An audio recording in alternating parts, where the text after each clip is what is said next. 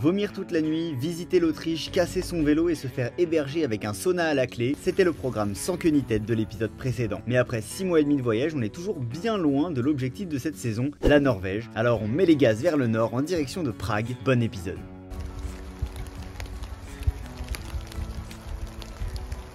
Ah, je suis en train de monter dans cette montée. On dirait pas vraiment là, mais c'est quand même un peu raide. Et surtout, ça dure 15 km. Comme vous voyez, je suis tout sec. Et on essaye de passer en République tchèque. Mais là, la météo, c'est un délire. Je me prends une sauce. Ah. Aujourd'hui, j'ai 1500 de dénivelé positif. Donc, on va essayer d'arriver à un refuge. Je sais pas du tout à quoi il ressemble, mais sur la carte Komoot, il y a un petit point avec écrit refuge. S'il y a un refuge et qu'il est non gardé et que je peux juste me poser, ça serait magnifique. Mais je spécule pas trop. Je vous laisse voir ça de vos propres yeux. Je me fais doucher. Là, terrible. Ça fait 5 heures que c'est comme ça. Donc forcément là, les parties sèches de mon corps commencent à se faire relativement rares. Allez, go pour ce refuge là. Je prie pour qu'il existe. Alors, il y a un truc qu'il faut savoir, c'est que l'appellation refuge sur Komoot désigne des réalités très différentes. Du coup, je suis qu'à moitié optimiste quant à celle du prétendu refuge qui se cache dans cette immense forêt. Ah, en plus d'être trempé, je suis couvert de terre maintenant. Ah. Je sais pas si vous voyez quelque chose à cause de la pluie.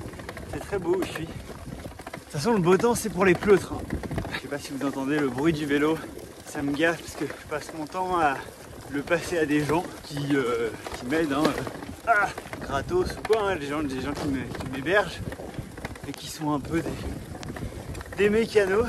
Et plus ils réparent le vélo, plus le vélo il couine quoi. Je sais pas ce que c'est le problème là, mais bon. Ok, ça va descendre, on arrive à la frontière tchèque. Pour ceux qui ont déjà fait l'expérience, quand on fait du vélo sous la pluie, on se mange tout dans la tronche avec la vitesse. Alors en descente, c'est pas beaucoup mieux. Et d'où le fait que je mette pas ma capuche, parce que à chaque fois que je l'enfile, elle se barre en arrière. Oh là, oh là, oh là, oh là. Le chemin devient du sentier là. Ah, c'est beau. C'est si beau. Youhou, ça descend. L'Autriche, c'est dans le rétro. Nous, on va par là. République tchèque. J'ai trouvé au beau milieu d'une forêt cet abri. Donc il y a écrit refuge sur la carte. Et là manifestement c'est pour les animaux. Mais je crois qu'on peut rentrer par là. Donc on va découvrir ensemble. Et ok, ça a l'air cool. Oh, bon, c'est pas du tout plat, mais ça a l'air plutôt pas mal. C'est quoi ça? De la terre. Je vais peut-être mettre un hamac ici et en diagonale là. Là, j'ai le linge qui sèche, avec un peu là aussi, parce que c'est très trempé surtout au niveau des jambes. J'ai foutu mon vélo et le hamac, comme vous pouvez le voir, et moi, avec de l'autre côté, encore des affaires, la chaise. Et voilà, on va essayer de se faire à manger tranquillou. Il fait pas trop froid en plus, il doit faire 5 degrés. Alors, vous voyez, ça jette un peu de buée quand même. S'il fait pas plus humide que ça, je pense que je m'en sors bien. En revoyant ces images, je me dis vraiment que j'étais pas fâché avec la dèche. Voilà ce que ça donne au petit matin. La République tchèque, c'est ces grandes forêts vallonnées dans lesquelles on peut serpenter des heures sur des routes isolées de hameau en hameau, et ça contraste fortement avec les immensités autrichiennes.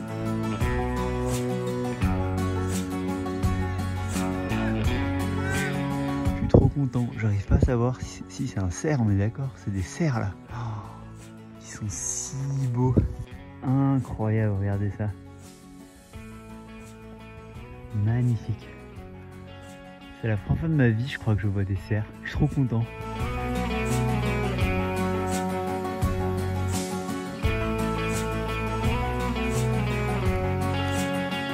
Et qui dit route isolée, dit aussi une part d'improvisation.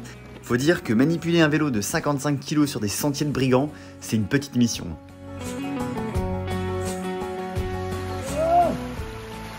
Bon, il est actuellement 15h30 je pense. Et regardez ce que j'ai trouvé. Dans une sorte de halle.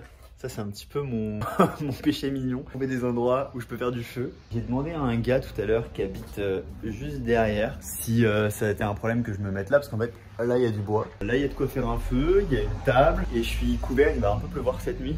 J'ai une rivière juste là que vous voyez ici qui va me servir pour filtrer de l'eau, que je vais aller faire tout de suite. Vous avez sans doute vu qu'il y avait une fontaine, parce que bon évidemment en hiver les fontaines ne fonctionnent pas. J'ai essayé de lire ça pour comprendre quel était cet endroit et si je pouvais y rester, et c'est une fable. À l'occasion je vous la raconterai si jamais je la traduis en entier, mais c'était pas du tout un panneau pour m'expliquer quelle était cette halle dans laquelle je vais passer, je pense, une très bonne nuit. Oui, alors la dernière fois que j'ai dit ça, j'ai vomi 4 fois et dormi 2 heures, donc maintenant je me méfie. La mission là, c'est d'essayer de trouver des bouts d'écorce de bouleau qui... Oh, ça m'a l'air pourrave ça. Qui partent pour pouvoir allumer le feu. Truc à savoir, si vous cherchez à allumer un feu et qu'il y a du bouleau pas loin. Après 3 jours de pluie, je vous cache pas que le feu fait le plus grand bien à mes vêtements qui se mettent en revanche à sentir le fromage fumé.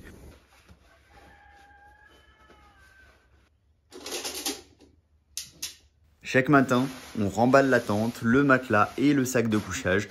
Mais cette fois, l'ambiance est bizarre. Hier soir, il y a un mec qui est passé. Et je sais pas, il avait pas dû voir le feu, un voisin qui habite juste là. Il a commencé à m'embrouiller, de genre, il paraît très fort tchèque. Et il avait l'air pas content du tout. Il faisait le tour de la cheminée en voyant mes affaires. Moi, j'essayais de traduire avec mon téléphone. Sauf que le gars comprenait pas le concept de Google Traduction. J'essayais de lui dire, parle quand j'appuie sur le bouton, quoi. Donc finalement, à un moment, j'arrive à attraper un bout de sa phrase et ça traduit. Il brise des rêves, ça ne le dérange pas. What?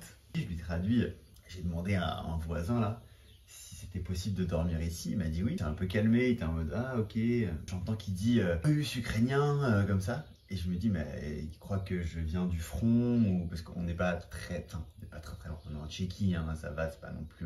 Il y a la Slovaquie entre. Apparemment, il y a beaucoup d'Ukrainiens aussi qui viennent, de Russes. Pareil, il avait l'air de croire que j'étais un peu un vagabond comme ça. Donc moi, je dis Francia parce que c'est le seul mot que je connais.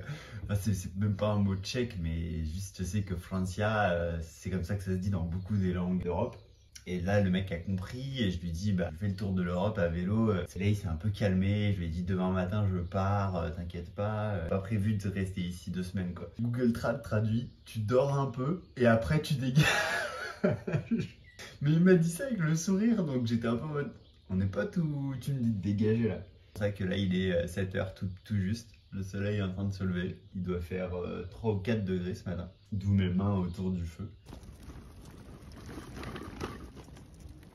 À pédaler sur ce genre de route, j'ai l'impression que Prague est une citadelle mystérieuse, enfouie dans les profondeurs d'une forêt. Je suis totalement seul et je m'enfonce chaque jour un peu plus profondément entre les arbres qui sont mes plus grands alliés pour trouver des spots de bivouac à l'abri. Mais plus ça va, plus l'humidité s'imprègne dans mes vêtements, mes chaussures, ma tente, etc.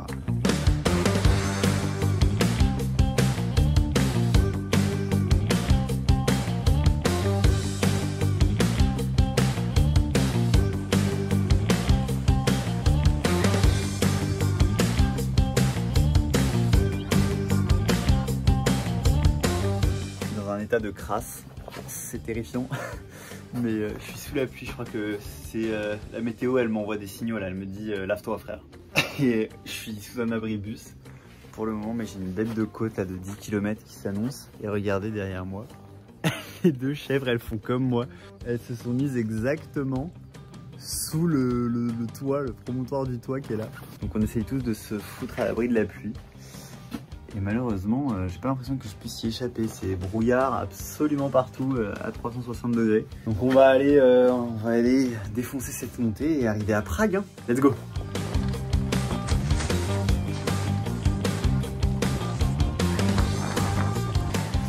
J'aime beaucoup cette montée. Elle est très progressive. Je prends un réel plaisir à la gravir, hormis le fait qu'il me pleut dessus. Regardez, petite rivière. Pas très froid, ça va faire 5 ou 6 degrés, mais avec la pluie c'est pas simple. Allez.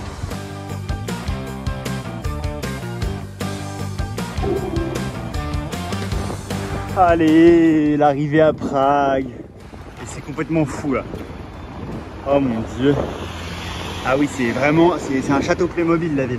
À Prague, je retrouve Pablo qui m'y rejoint pour faire une petite pause après 7 jours de pluie consécutifs et très vite, on reste scotché. Les couleurs pastel de la ville, l'architecture, la nourriture, par pitié, testez le Smash Hennessy et le prix de la bière qui défie toute concurrence. Autant vous dire que je récupère un peu du poids que j'ai perdu. On a décidé de se lever très tôt pour aller observer le lever du soleil sur le super pont Charles. Parce que le lever du soleil, il est actuellement derrière le nuage qui est là. Chaque jour, c'est 30 000 touristes qui passent sur ce pont. Mais à 6 h du matin, peu nombreux sont ceux qui s'y précipitent. On finit par avoir notre lever de soleil, on fait un tour au château qui est juste sublime, puis on joue aux touristes insupportables. You can move away from the picture. Very beautiful picture. You think? Actually, it's Let me see the picture. No, this is quite not so good. En 7 jours, on a vraiment été partout, à raison de 20 000 pas par jour, et Prague reste la ville la plus belle que j'ai vue de tout mon voyage, à part peut-être Rome ou Venise. C'est dans une forme olympique que je remets les pieds sur les pédales en direction du Grand Nord. À la semaine prochaine.